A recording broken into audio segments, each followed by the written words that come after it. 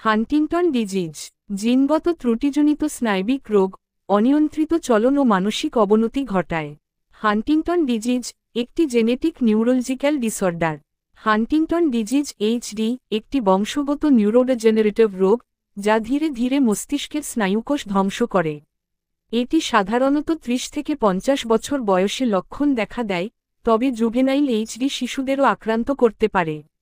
কারণ এই রোগ এইচটিটি জিনের মিউটেশনের কারণে হয়, যা অস্বাভাবিক হান্টিংটন প্রোটিন উৎপন্ন করে, ফলে মস্তিষ্কের স্ট্রিয়াটাম ও কর্টেক্স ক্ষতিগ্রস্ত হয়।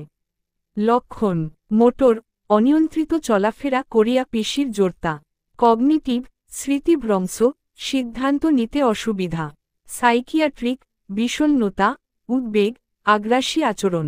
চিকিৎসা: এইচডির নিরাময় নেই, কিন্তু লক্ষণ নিয়ন্ত্রণে ওষুধ, ফিজিওথেরাপি ও কাউন্সেলিং সহায়ক। জিন টেস্টের মাধ্যমে রোগ শনাক্ত করা যায়।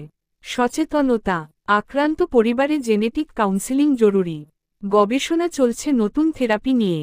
আরও গুরুত্বপূর্ণ টিপস পেতে লাইক, কমেন্ট, শেয়ার ও চ্যানেলটি সাবস্ক্রাইব করে সাথেই থাকুন। ধন্যবাদ।